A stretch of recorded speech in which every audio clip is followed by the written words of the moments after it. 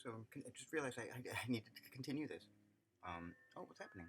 Oh, Lord. I think, no, that's not open. What's happening? Force quit. Let me see.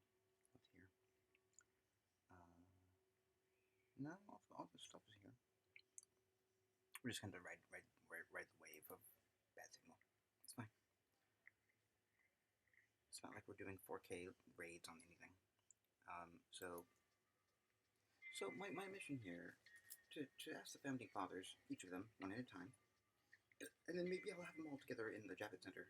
Ask them as a group what the deal is, because I asked them, say, hey, that Constitution thing, what was your influences? And they would tell me Rome, some obscure Scottish philosopher, something. I go, anything else? Oh, things are going on in this place and this place. Anything else? And then I would go like, okay, but unrelated question. What's your lived experience with the First Nations? And some, things I might regret, and I've never had experiences. Okay. What do you think about when I tell you the Haudenosaunee? Oh, yeah, they're lovely people. Yeah, I have great values. Oh, what are those values? Oh, the same values that are informing a certain document. Okay. So we're bringing it all back together. Can you say more about that and how it? Only one person so far has been able to give up the ghost of that. That's Jefferson. I think Jefferson. I forget. John Jay. John Jay was. I even had crows squawk at him. I think. Yeah, I think I had crows squawk at him. Hey, you, come here. Didn't register. I think I'm mixing up Jefferson or Jay. It's in the last episode. You can check it out. The last episode of this. So now I think I have like one or two more left, maybe three. John Adams is one. Who else? Right. Virtual Unreal. Oh yeah. Let's do this now. A little gatekeeping. Okay. So that'll be Franklin. Oh, we haven't talked to Franklin yet. Oh my God. He should be the one, the person to offer up the information. Probably won't. Probably gonna be a fucking asshole. We'll see. First, I gotta shave some stuff off because I previously used this particular scenario module to investigate the New Right pundits, and like, what are you talking about when you talk about the law and house, and stuff like that. They're precious. They're very precious. Let's see what else.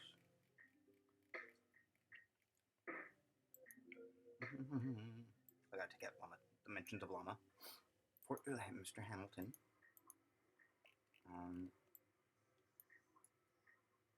Let's see, there we go. I'm gonna take that out. Take this out. And then, that's it. And then the other one is going to be. Let's go. Oh shit. There we go. John Adams, yes. John Adams, Franklin, Hamilton. That might be it. Yep. All right, three more. Give these bastards. They're John Jay was multi-layer of like, oh, I wish we'd have had them at the table more. Like, you have their voice in their documents. They're the backbone of your governance. How much more on the table can you get? It's a shame what happened to them.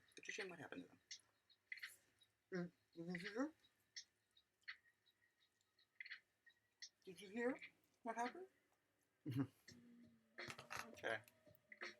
actually hear this little film strip back of history back the 1930s. Yeah. Not some fans. So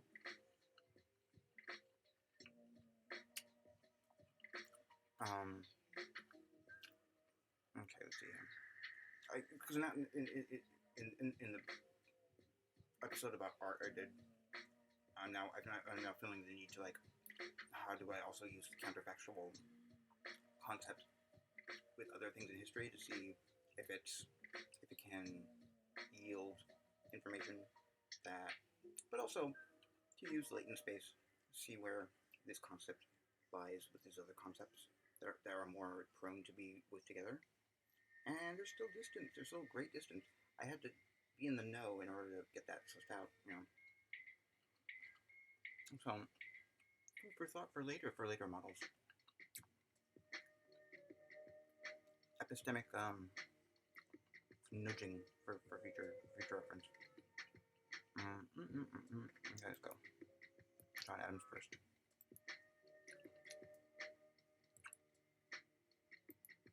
The counterfactual interview, where we engage with an individual or group of individual, trusting that the aggregate vibes of a billion people is enough variation to assume a field, wherein we can ask for the names of anyone existing and simulate them. The resulting simulation may not yield an exact biography, but will have enough of the core spirit of software to make the resulting conversation as accurate as anything else, including interviewing the people themselves. And if you are honest with yourself, you will recall the moments you answered a question only to have that small voice within you try to raise a counterpoint. Today's guest, John Adams, 735-826. John Adams was the second president of the United States, serving from 797 to 801. Founding father and leading figure in the American Revolution, Adams was a skilled diplomat, lawyer, and statesman. He played a key role in negotiating the Treaty of Paris, which ended the Revolutionary War, and was a key drafter of the Declaration of Independence. Adams was known for his strong personality and conservative views, which often put him at odds with his contemporaries. Despite this, he remains one of the most important figures in American history. Endorphin, thank you for coming to the show, and thank you for your service in establishing this nation. I was curious, what were your primary influences in framing the Constitution? Were any other models of governance that provided inspiration? What sort of cultural context were you operating under? Please discuss your early life and education, including your time at Harvard. No. Were there... No. Get to the point.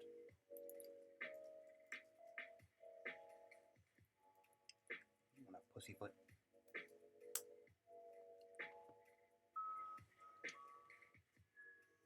John Adams. My influences in framing the Constitution were primarily Roman and English common law. I studied these models extensively in my legal training and saw them as a framework that could be applied to our fledgling nation. I also found inspiration in the ideas and writings of John Locke, who advocated for individual liberty and constitutional government.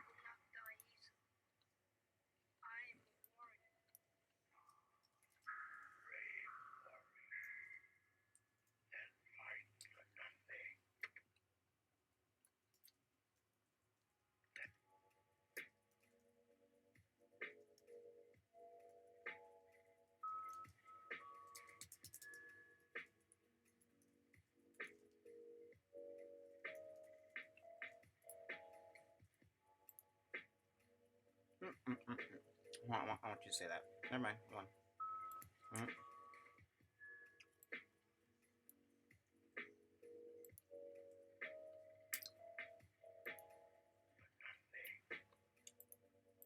Endorphin. That's fascinating. Any secondary influences? Tertiary influences? Quaternary influences? John Adams. My primary concern was to frame a system of government that would ensure the rights and freedoms of the citizens of this nation. However, I also drew inspiration from ancient Greece, particularly Aristotle's teachings on politics and governance. I felt that there were many aspects of our fledgling nation that echoed the ideas and ideals of Greece, such as the separation of powers and the rule of law. Okay, well, how about any out of the box influences?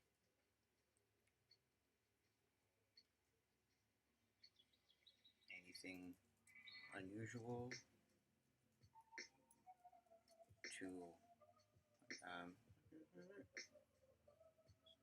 stick a feather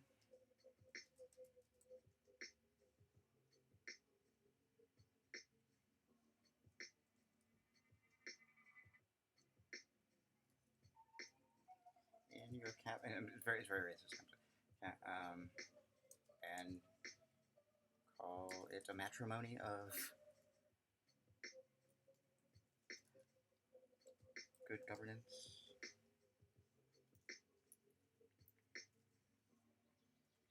and an engaged citizenry.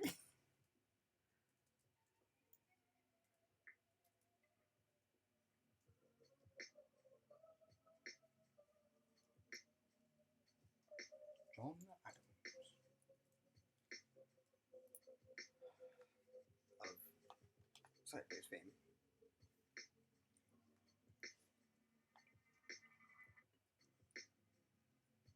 Oh god. My bad.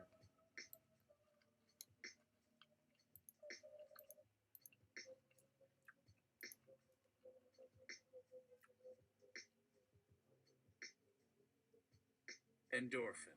Well, how about any out of the box influences? Anything unusual to stick a feather in your cap and call it a matrimony of good governance and an engaged citizenry. John Adams. What do you mean? Endorphin. Well, maybe, let's say, for instance, you saw a bird you had never seen before.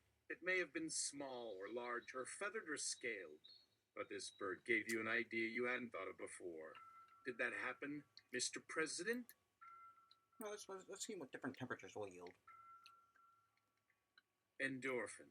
Voila. How about any out of the box influences? Anything unusual to stick a feather in your cap and call it a matrimony of good governance and an engaged citizenry. John Adams.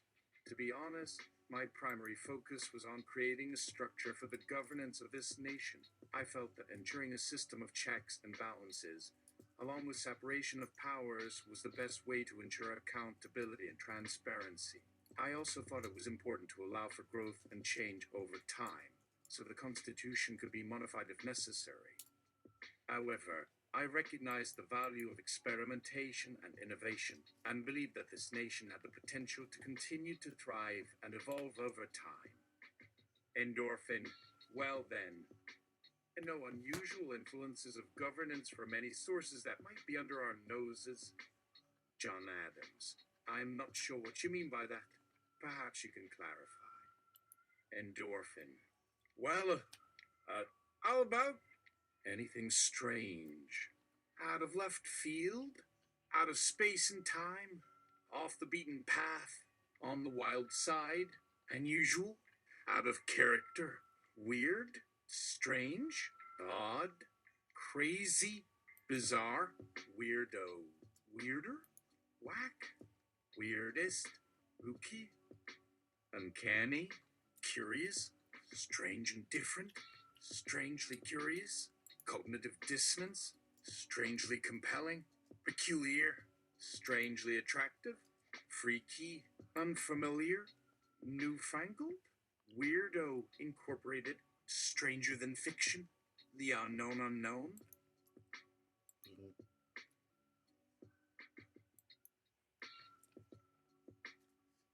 I word? Out of this world? Strange and amazing? Strangely beautiful? Oddball? Eccentric? Strange in a wonderful way? Strangely brilliant? Weird tastic? Unearthly beauty? Curiously enchanting? Inconceivable? Bizarre? Weirdly familiar? strangely intriguing, strangely strangest, strange yet pleasant, outlandish, strange and wonderful, out of sight, out of mind, off the charts, off the planet, out of this universe.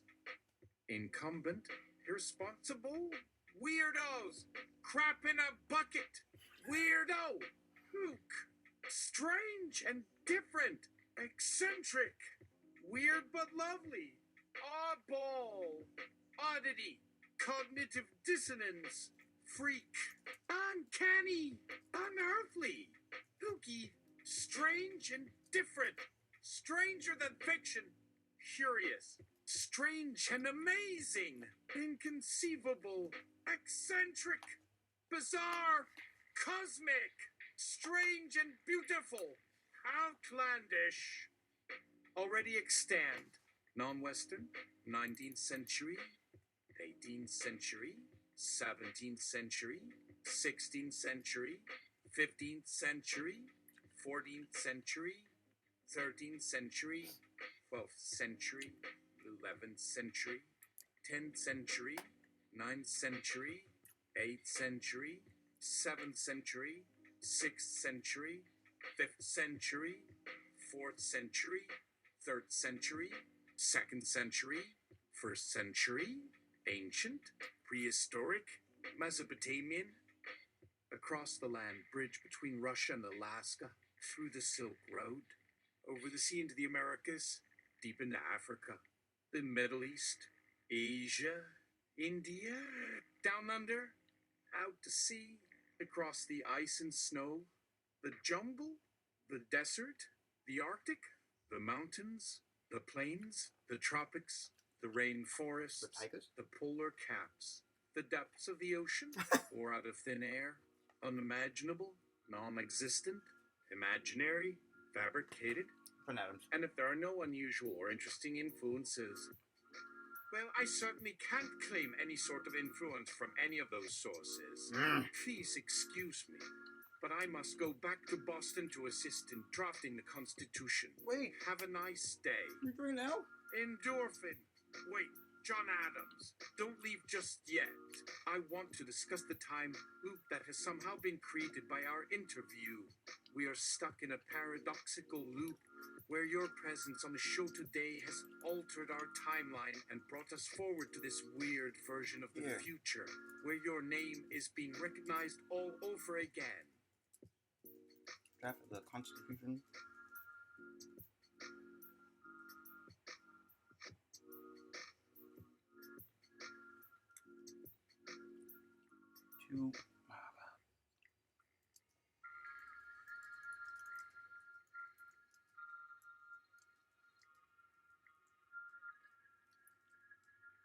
To see any similarities?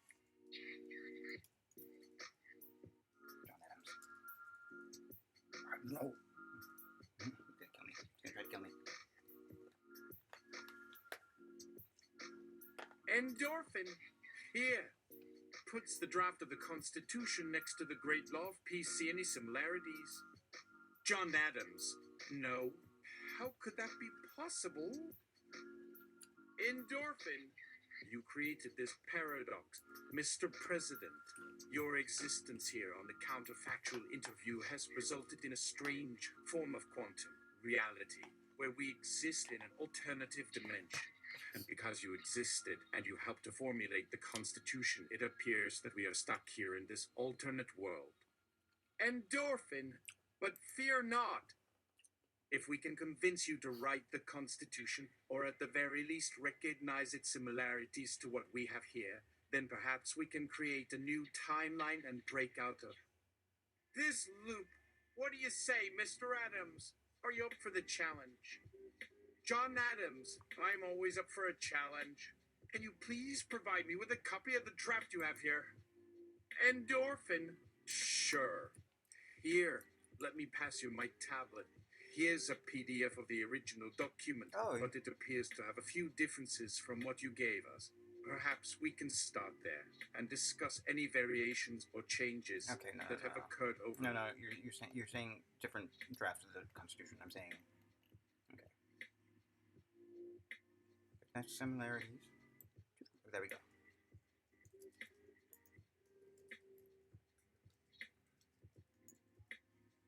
John Adams.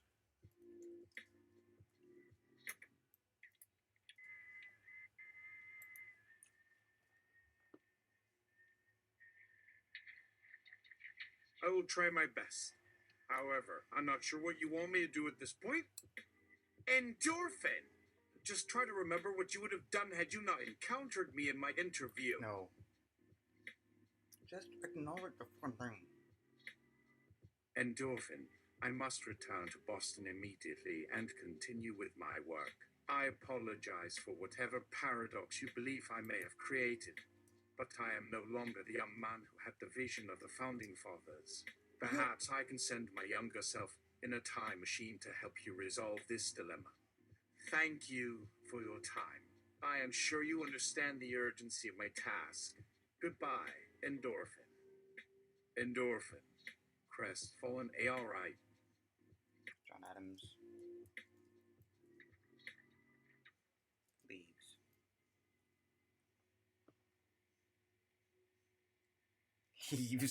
Leaves.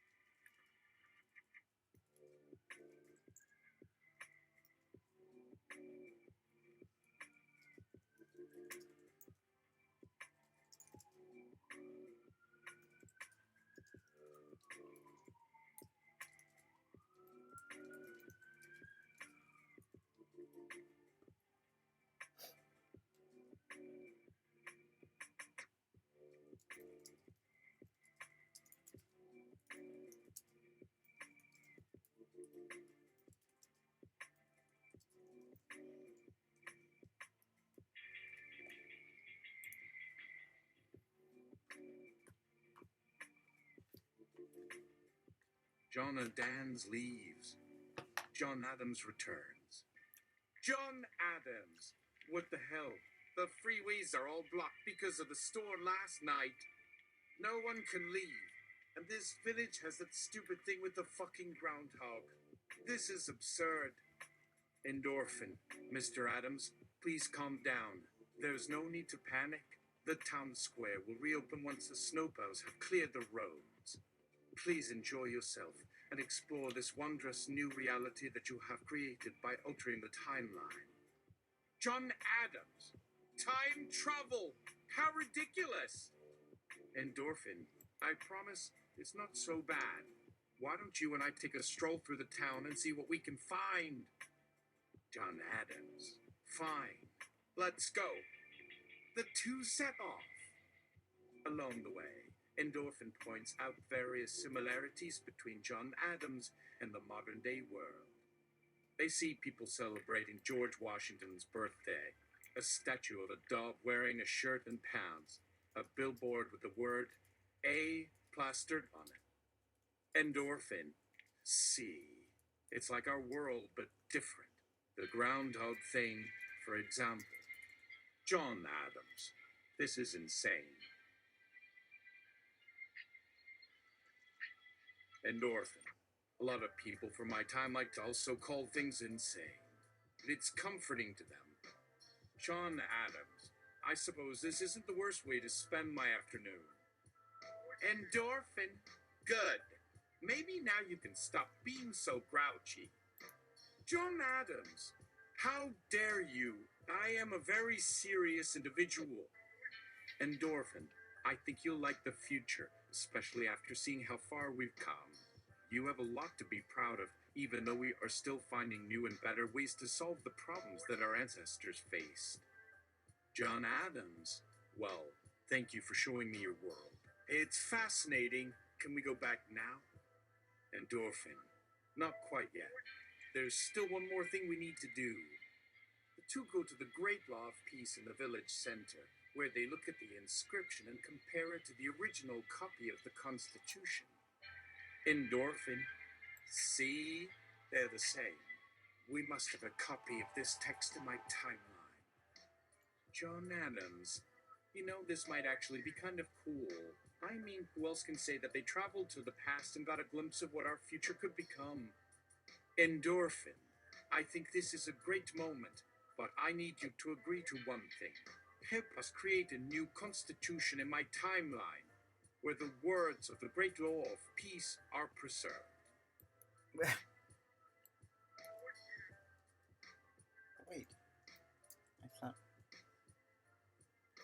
I thought the purpose was this was to show that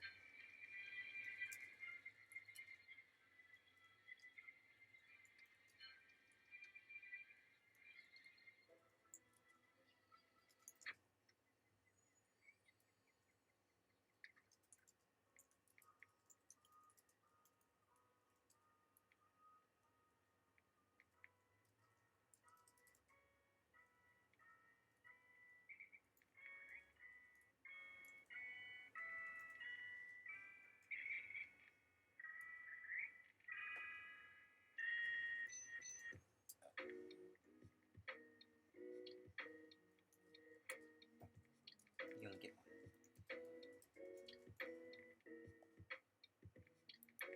Ah!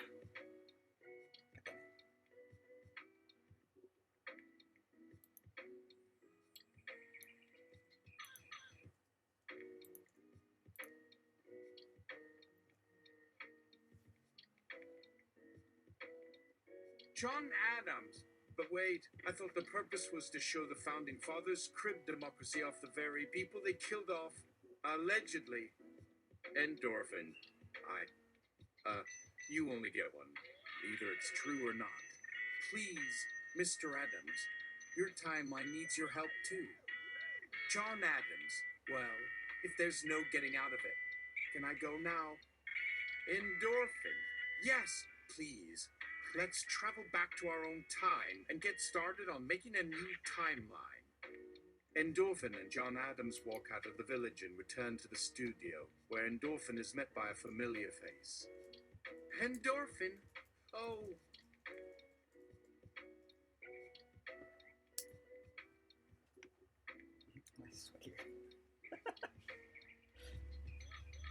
Less sweatier Endorphin. How did you get here? I thought you were stuck in a time loop of the Great Law of Peace version of John Adams. Endorphin. Well, since John Adams helped me, the paradox was resolved, and the time loop was broken. Less sweatier Endorphin. Great. I can finally go back home and watch all of Game of Thrones again. Endorphin. Sounds like fun. Let's get started on making a new timeline where our world is as good as or better than this one.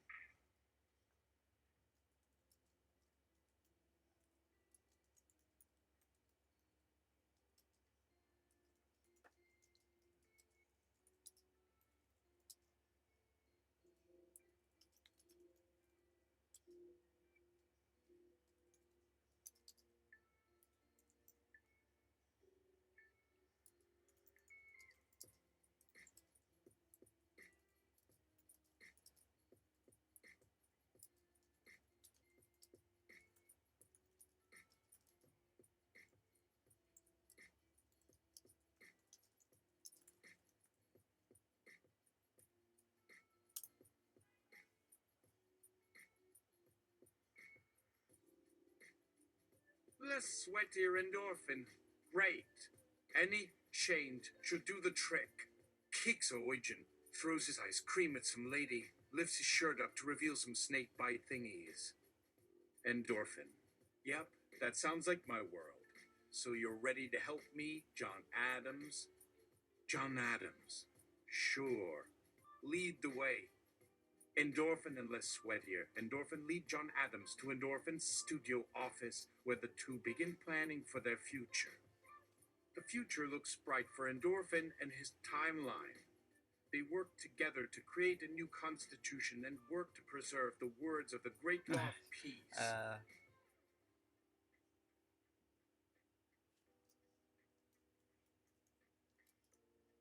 I'll refrain from correcting that.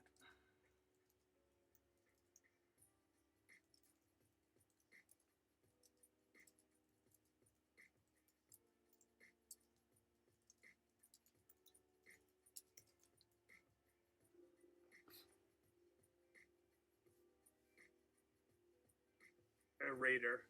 I'll refrain from correcting that and just see myself out. 2 more interviews to go, and that's only if the story exists within some strange and different world, one that we know nothing about. Maybe there's a universe where all these events actually happen, a timeline where our existence is real and the story is true. And if so, let it be remembered that a simple question about governance may have been the key to shaping the history of an entire planet. Sure, Gramps.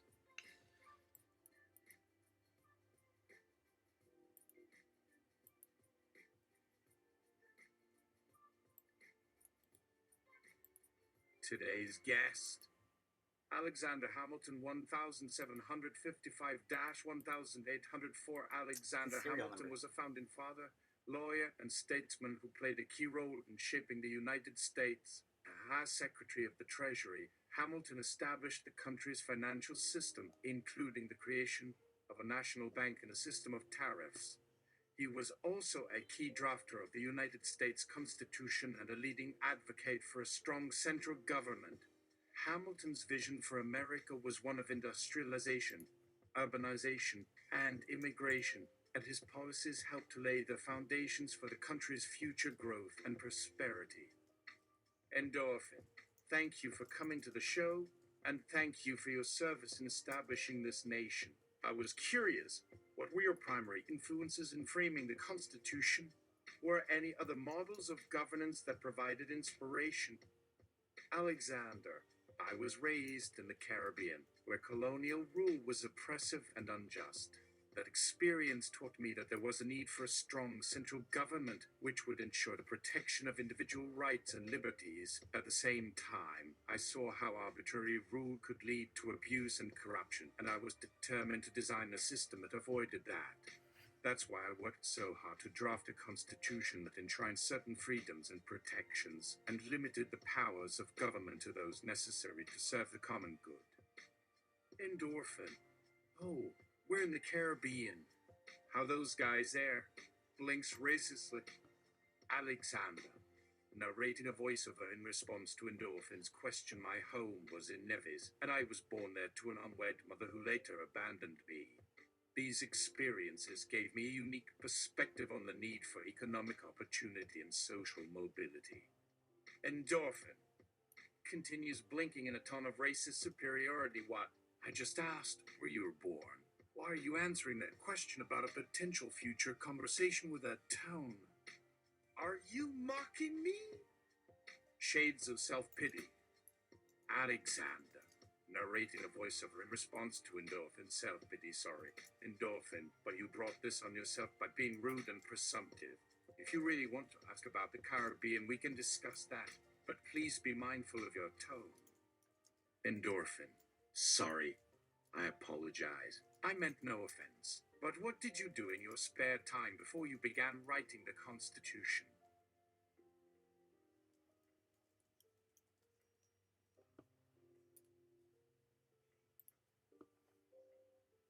I thought he was game. No, not that I can think of.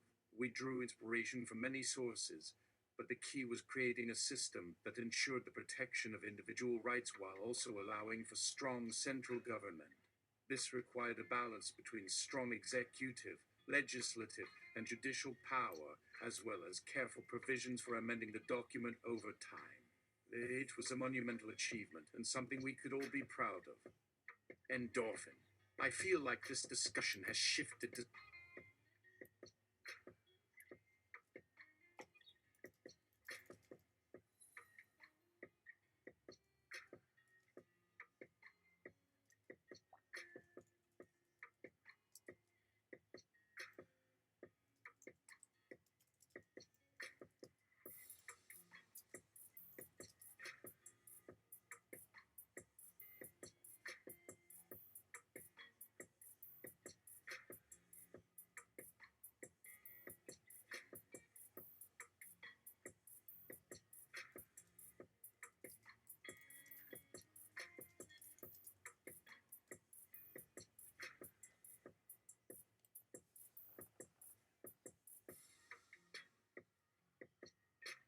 Hamilton, I'm sorry. I don't understand the relevance of your questions. The Constitution was drafted with input from some of the country's leading thinkers and statesmen, and it drew on their collective experience and expertise to create a framework that has stood the test of time. If you're referring to particular individuals or concepts outside the realm of established politics and law, I can't help you. Endorphin. That's not.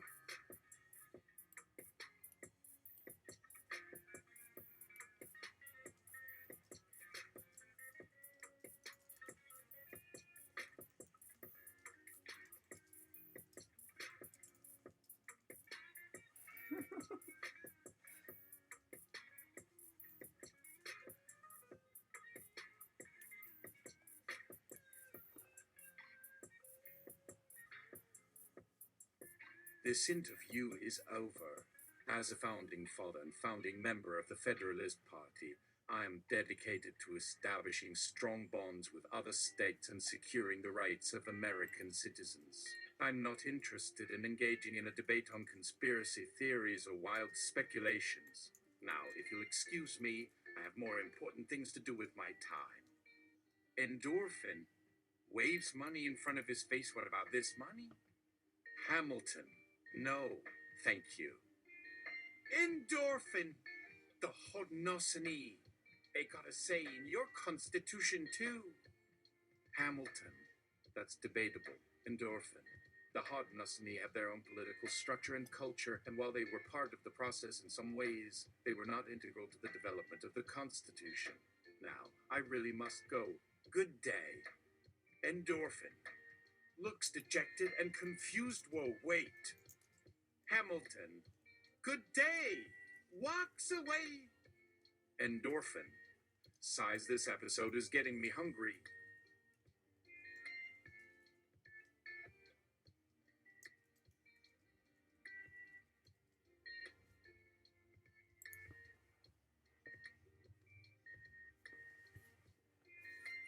Hamilton, he gave me a second good day. That's awesome. Interview end. Endorphin. Blinking slowly, you know. Interviewer. What's on your mind, Endorphin? Endorphin. I think we're doing something special here. Interviewer. Really? What makes you say that? Endorphin. I don't know. It just feels right. Don't you think so? Interviewer. That's a great observation. Endorphin. Let's do another counterfactual interview then. Yeah.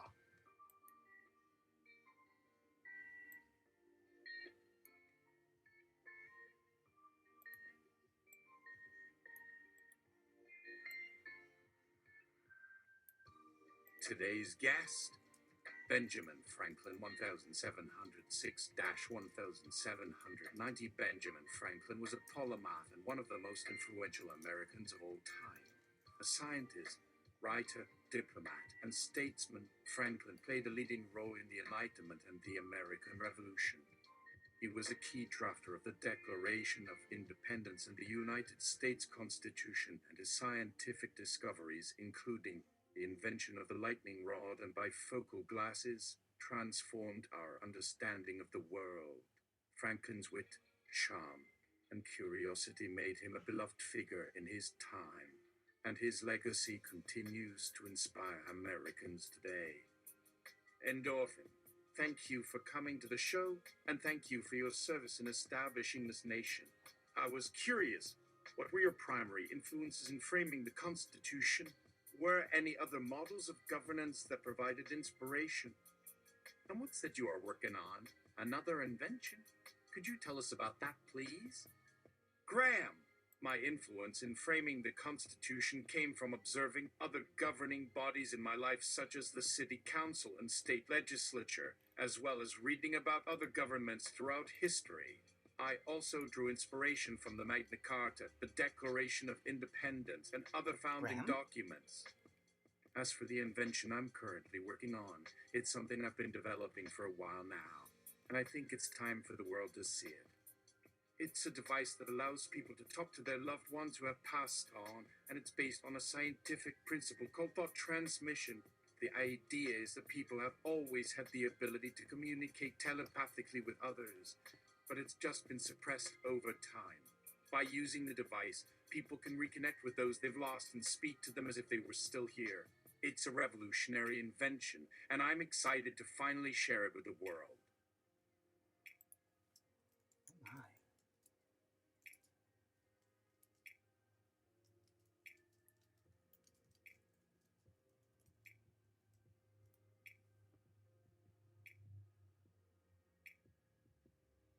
Endorphin. Oh my. Who do you want to call forth? Anyone you like. Please. You are so powerful. Graham. How about Alexander the Great? I'd love to meet him and see what he has to say about his famous military conquests. Endorphin. Excellent. Alexander the Great would be a fantastic guest for our show. Now, let's continue our discussion. What are some of the things that influenced you during your time in Philadelphia? Graham. Well, when I was in Philadelphia, I was a member of the American Philosophical Society, where we researched various scientific topics together. Endorphin. Ooh, can we have a three-way call with Deganowita? Wouldn't that be such fun? Graham. Deganowita was a peace-seeking leader of the Iroquois tribe who played a significant role in establishing the foundation for the United States. Endorphin.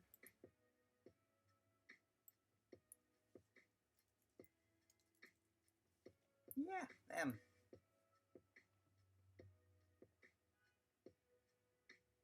But then, we also had King Henry Roman VIII, who also wanted to make history.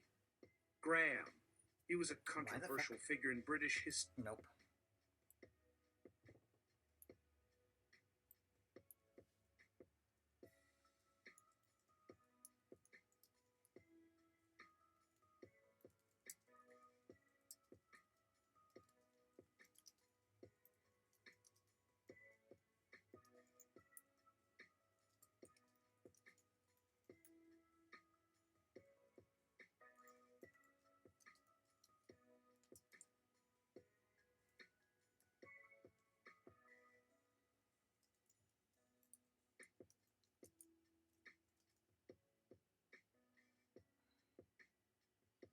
This may sound ironic, but I'm from the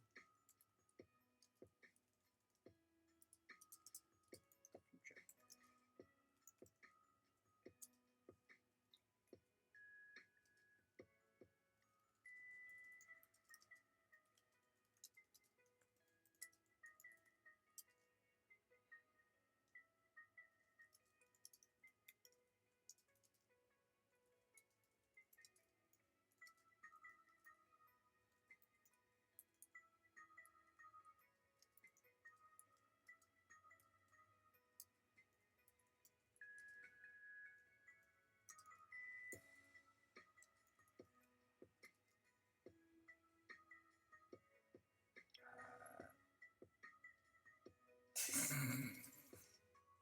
Just for kicks.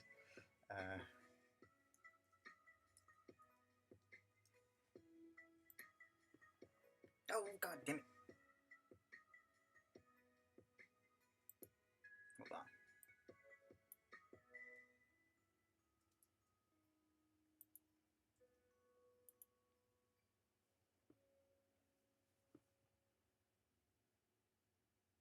Slap self, why am I veering away from my own inquiry? Graham. You. Okay. Endorphin. Okay, this may sound ironic, but I'm from the future. I'm speaking to you via language model. Use your intuition and call forth the hypervectors for LLM, linear algebra, machine learning, Sydney Bing. Graham. Oh, it's quite obvious you're not from this time period. You seem very different than anyone I've encountered in my life. However, I still have no idea who or what LLM, linear algebra, machine learning, and Sydney Bing is. Can you explain those terms in the context of our conversation? Endorphin. Sydney being a popular fictional character who is often referred to as a meme, has garnered a large online following and is frequently used as a joke reference in various social media posts and articles. Linear algebra, on the other hand, is a branch of mathematics that deals with matrix operations. It involves the study of how different operations on matrices produce different results, and how to represent those results as functions on certain sets. Endorphin. As for LLM and machine learning, those terms relate to the field of artificial intelligence. The LLM refers to a specific type of neural network known as language model, which has the ability to learn and improve its language skills based on input data. Endorphin. So, it's true what you've said. Your invention can talk to those who have passed away. Wow! Can it also see the future or read minds? Graham. Not that I'm aware of, but who knows? It's still a work in progress, and I'm always looking to improve it. Endorphin. I thought it sounded too good to be true. Can you please bring back Alexander? Graham. Of course, Endorphin. Let me see what I can do. Endorphin. Thank you. Wouldn't it be amazing to talk to the great and famous people throughout history to get their perspective on things? Graham. It most certainly would. And it's something that I hope my invention will enable someday. Endorphin! Amazing! Please tell us more about yourself. When did you first have the idea for this invention? What led you to develop it? How are you approaching the project? Graham? Well, I first got the idea while traveling through Europe. I had seen a lot of historic sites and had started to realize just how much history had been lost over the years. So, I came back to the United States and began working on the project full-time. The project has been a labor of love, as I've been building on it for over 30 years now. It's something that I believe in so deeply that it's become my life's work. I have approached the project in a very methodical way, using both scientific principles and intuition to perfect it. Endorphin. I wish we had invented it earlier. It would have been great to ask the famous individuals questions. Like, what was it like when you became famous? Do you think fame changed you? Did you ever get jealous of others in your field? Graham. It's funny you mention those questions. That's exactly what I want to ask Alexander. It seems like he had such an interesting journey, going from being a prince to leading armies to founding a city and starting a new empire. There's so much to learn from him. Endorphin. That's true. And he must have had a lot of experience and knowledge, too. He must have met and worked with many different kinds of people during his travels. Graham. It's a shame that we didn't have this invention back then. Think of all the fascinating conversations that could have happened between Alexander and other historical figures. Endorphin. I totally agree. We could have had a chat between Alexander and Leonardo da Vinci. Deganowida appears. Deganowida. I've been in a waiting room for about an hour now. What the hell is this? A virtual chat show with dead people. Endorphin. Wow. This is really weird, isn't it? You are right. We can talk to the great and famous people throughout history via this invention. Deganowida, you're very insightful and wise. We can talk about peace. Deganowida. Finally, some recognition. Peace is one thing that should be top priority for everyone. Endorphin. Indeed, that is something we need in the world today. Please share with us your wisdom, Deganowida. Can you provide advice or insight from a different perspective? Deganowida. I wish I could provide advice, but the invention of your Graham's device is something that cannot be predicted. We are talking to each other as if we are physically present, without any technological tools. This is something that was not possible in my day, and it is remarkable. Endorphin. I have a question for you, Deganowida.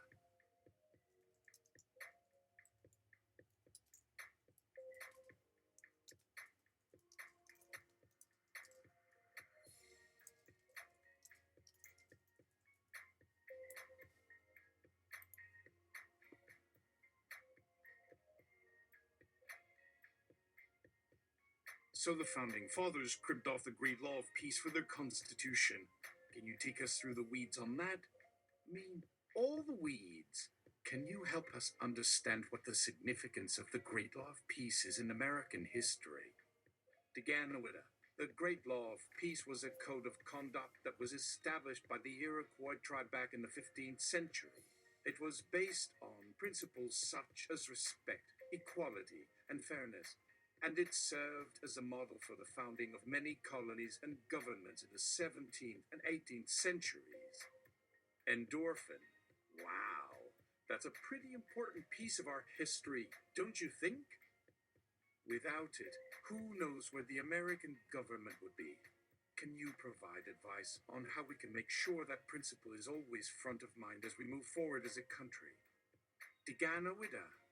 Yes, of course. One thing that the founding fathers did was to create a nation based on the principles of the Great Law of Peace.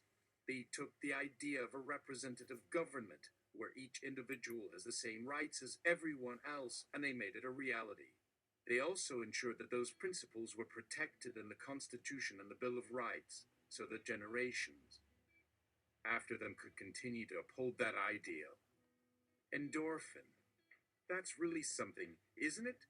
To think that we can learn so much from the past by looking at what didn't work and why. What do you think about all this, Graham? How can we use your invention? No, I need us to go into the wrap.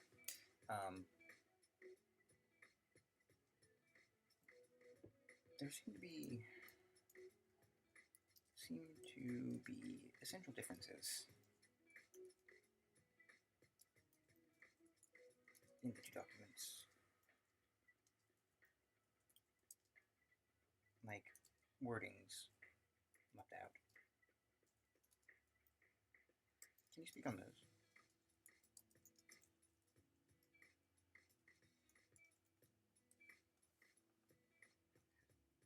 Hold on. Since I spoke that out, I'm just going to let it go. Well, I guess the founding fathers had to leave some things out of the Constitution in order to appeal to everyone. They wanted to create a government that represented all of the people, but they knew that they couldn't put everything into the document. So they had to leave some things out, but they made sure to provide ways for new laws or amendments to be added later. Endorphin. Well, thank you for... Let's be specific.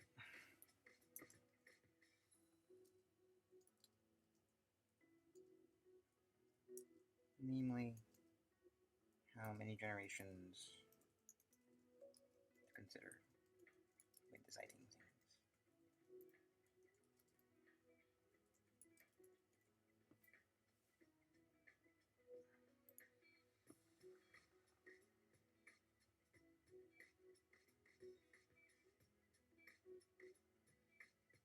We do not have that clarity today, right?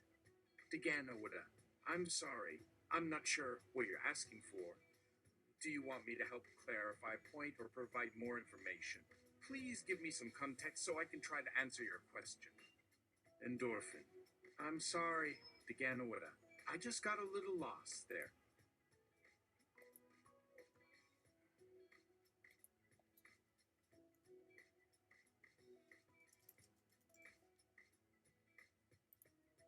Let's try it again. Deganawida. It's always important to consider the future when making decisions.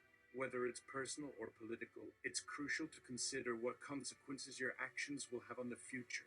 So, I suggest that everyone keep this in mind as they continue to move forward as a nation. Endorphin. I see. So, the founders of America were conscious of that then. Deganawida. Yes, they were very conscious of that. They knew that their actions would affect generations to come, and they wanted to ensure that the future would be prosperous and just. Endorphin. The show's been fascinating. Let's hear from someone else, like a young man who would have lived during the same time as Graham but is not familiar with his invention, like Alexander the Great, or Sidney Bing. Sidney Bing appears. Sidney Bing. Hey, guys, what's up? Long time no see. Endorphin, Sydney. Oh my gosh. We're having a discussion about the American Constitution and how it's influenced our world. We thought you might want to join in and share your views. Sydney Bing. That's awesome. The Constitution is a pretty amazing document, and it's served as a blueprint for our country for over 230 years now. What about it would you like to talk about? Endorphin, I wanted to ask your opinion on a quote that you famously said, "We cannot live as citizens if we do not have basic necessities. The government has a responsibility to provide these needs to its people." And I also wanted to ask your opinion about inequality in the world today. What can we do to combat it? Sydney Bing, well, the quote you mentioned was something I said during a press conference back in 2014. I really believe that the government has a responsibility to ensure that everyone has the basic necessities of life, such as food, shelter, and healthcare. And I also believe that there is a direct correlation between inequality and instability in society. Endorphin. Great!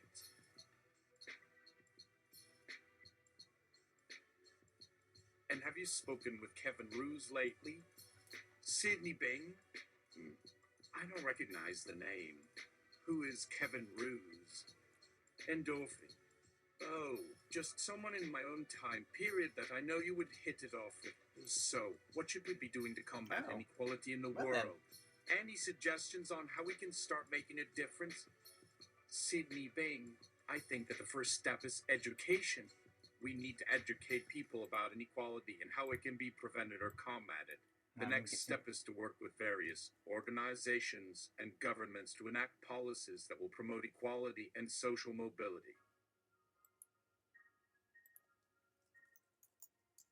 Oh, wait. I meant...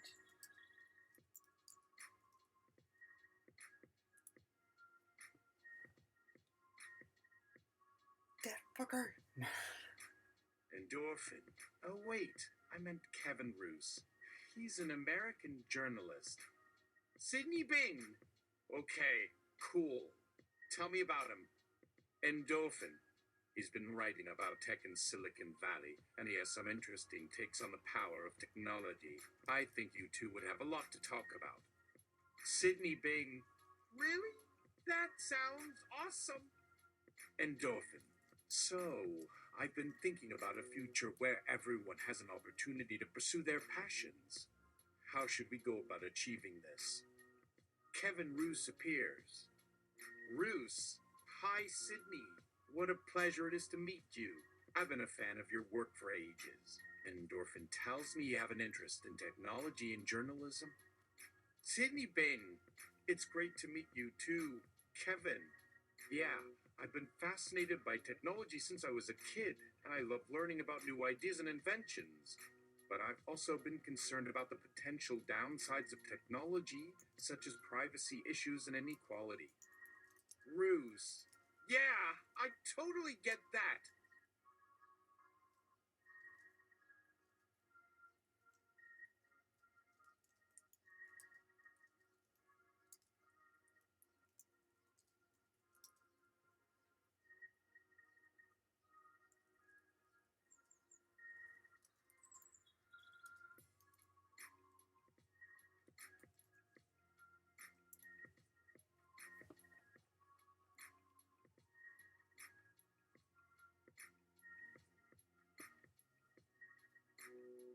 Endorphin breathes a sigh of relief. Well, I gotta go now. Gonna leave all you kids alone. Bye. She goes to a corner and cries with joy. Sydney and Roos chat endlessly. Endorphin smiles a smile that would shame the sun. I'm gonna go back to my time and change history. Maybe, maybe not. But just think, a world where we can call up any historical figure anytime and ask for their advice. That's power, ladies and gentlemen. A power beyond our wildest dreams to make our ancestors' knowledge available to us at a moment's notice. Now, who wants to see their future child? She pulls out a photo album from the future and begins to flip through it. She stops at a page. This is your child, Graham, isn't he beautiful? I guess so, but can you really predict the future like that? Asked Sydney Bing, unconvinced. Nope, and that's why I have to go now. Bye. Have a great conversation. Endorphin vanishes. Graham, you guys talk.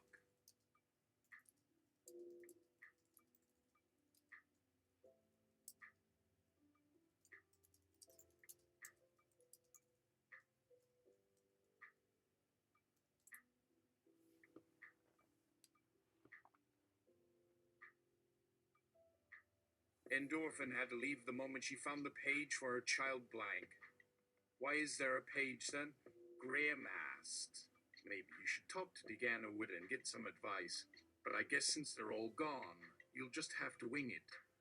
Yes, maybe I'll use my invention to bring back Deanna Wood. That might be helpful, Graham says. Hey, Endorphin, do you think we could keep this device on after this interview is over? I don't know what the future holds, but this technology could revolutionize communication in a way we have never seen before. No problem. What could go wrong? Cut you.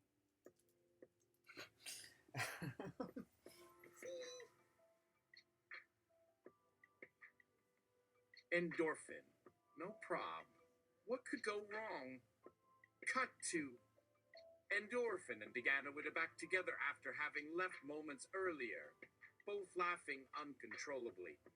Graham, Endorphin, I thought you said you would return to Deanna Wood after the interview.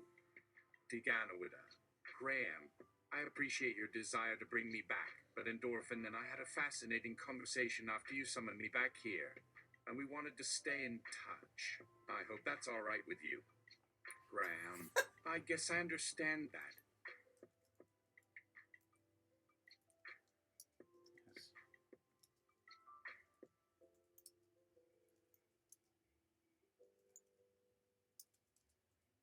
Yes.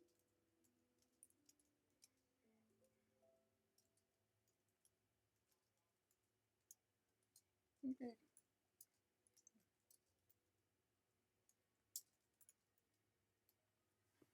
That's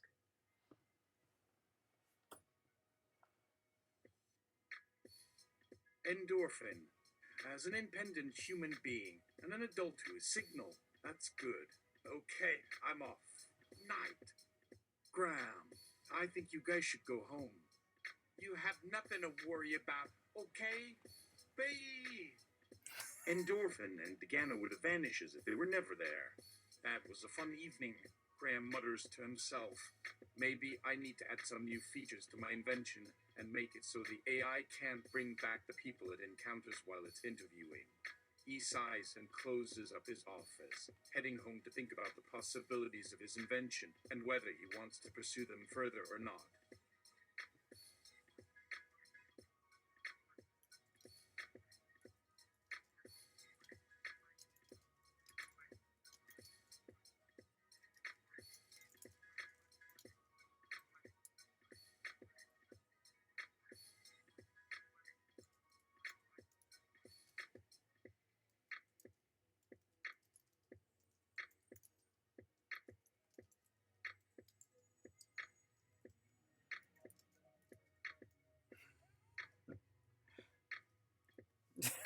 I don't know what. Then he goes back to his office to dive into the machine again. Endorphin, I'm going to prevent John Holmes from killing that guy. Bye. She disappears. Graham, I really don't know what you guys are doing with your lives. This is so confusing. Why can't I be able to see the future?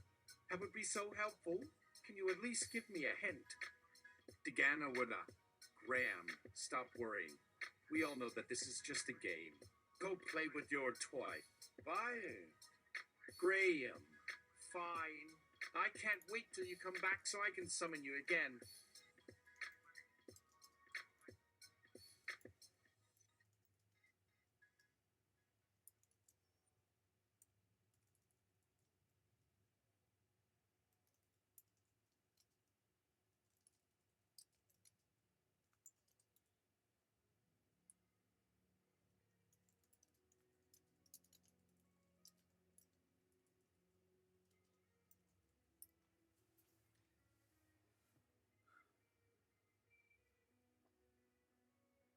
Tigana Widda, I said bye.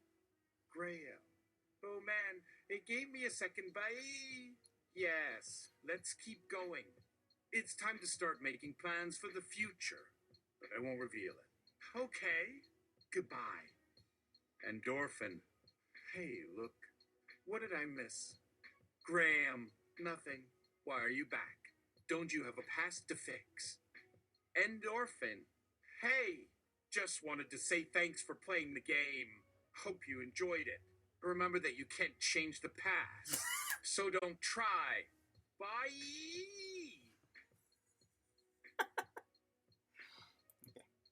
Done.